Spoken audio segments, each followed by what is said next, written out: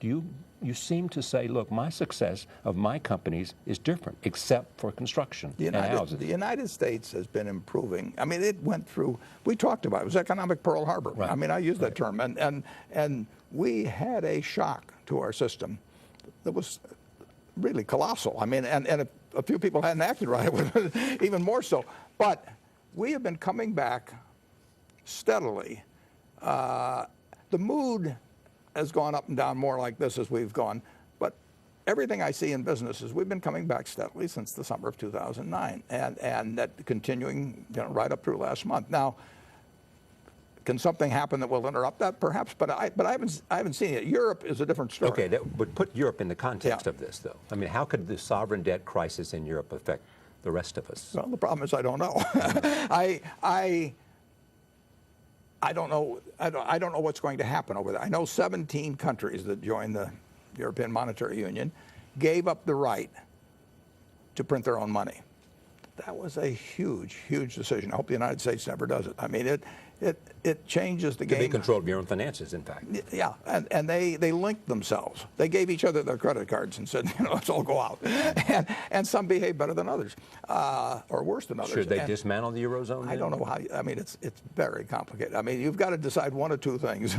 You've either got to decide that these members are actually going to get their act together, the ones that have troubles, in a very major way, because they need lots of money. I mean, they have to refund their old obligations all the time. So nobody has to lend money to country A, B, or C. I mean, in the end, nobody has to lend money to them. The United States, if nobody lends money to the United States, we print it. But not over there. I mean, if Greece owed their money in drachma, they'd have a lot of inflation and devalue and all of that. But they wouldn't have a problem paying their bonds. They gave up that right. Now, either the weaker countries get their act together in some major way, and I think that's very, very difficult, or basically the very strong companies, and we're talking countries, we're talking Germany, have to say, I'm willing to take care of my brother-in-law that's been using my credit card. Yeah. Well, that's what they've said so far. Well, they've sort of half said it. I mean, that's their problem. I mean, if you're having a run at a bank and you got 10 people in front of it, no FDIC insurance, that line's not going to stay at 10. You're either going to get rid of those 10 or you're going to have 100. And so far in Europe, they've sort of kept talking to the 10, and a few more straggled up. And so they didn't get rid of the line. And when there's a run, the line only gets longer unless it gets taken care of very quickly. But what are the consequences for the United States and for Asia?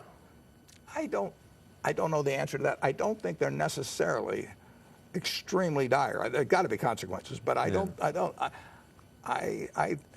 Europe won't go away. I mean, we're selling a lot of goods in Europe. And it's a huge market. Oh, it's a huge market, and they're not going to go away. And the plants aren't going to go away, and the farmland isn't going to go away. It just can be kind of an economic mess for a while.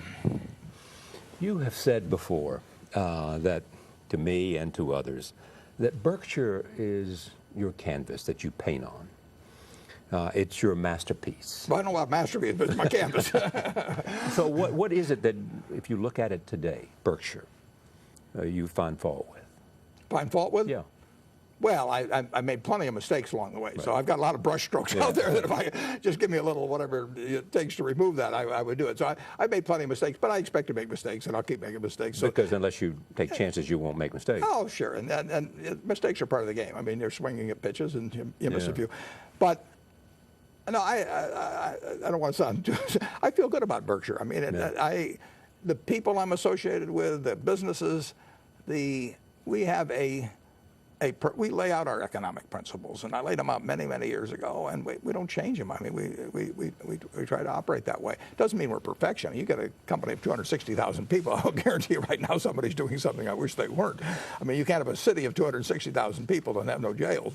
But overall, I feel there's a culture that I don't think any other really large public company has, and I think it's enduring because it's so inculcated in the managers, the shareholders, the directors, everybody. So I feel good about Berkshire. Would I be wrong to suggest the thing you worry most about is whether after you are gone that culture remains as it is, that you have in a sense made Berkshire strong enough to exist without you? Yeah, I don't worry about that. I worried about it over the years, which is why I did a bunch of things that I think ensure that future. But That's always the question. I mean, you know, you've seen all kinds of great companies topple for one You reason. once said to me and to others, you have to make your company idiot-proof because at some point some idiot will run it. Yeah, well, that may be even the case now. I mean, But someone has said, I think, that the thing you worry most about is whether Berkshire will be intact 20 years after you're dead. well, I don't worry about it, but I care about it. Yeah, no, and since I care about it, I've put things in place which I think almost ensure that Berkshire will be a lot better 20 years after I'm gone than it is now. Where is succession today? Where's succession? Yeah. If I die tonight, tomorrow morning it won't take the board an hour to have announced Who the my new success. CEO is. Absolutely. They know exactly who it is, and they agree. And But it may change 6 months from now. it's unlikely to change 6 months from now, but it could. I mean, you know, that person could die. Is there a list of people or one person There's several people, but there's one person they've all agreed takes over on. CEO? Yeah, Yeah. yeah, and there should be. I mean, there's no reason to have the board of directors start thinking about who the CEO should be the day after the present CEO leaves. I mean, they've neglected their job if they do that. Was the Sokol affair the thing that caused you most angst because it had to do with judgment of Well, people? it caused angst. Yeah, I don't know whether it's the most in my business life, but it was up there. When you think about whatever legacy there is, your legacy is Berkshire Hathaway beyond family and philanthropy. Yeah. Well, I'll settle for those. You quoted Christopher Wren, Sir Yeah. Christopher Wren, who I think created St. Paul's Cathedral. That's right. He's buried there too. And if you go there, the epitaph he has written for himself is, I'll paraphrase it maybe a little, but if you seek my monument, look about you. And I say that's the way we should think about this country.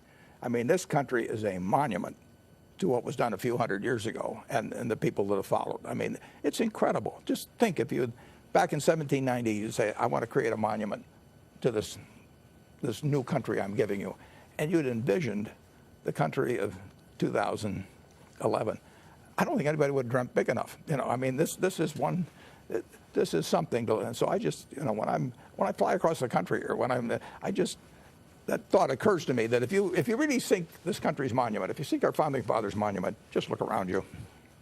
and you worry today that there's some threat to that.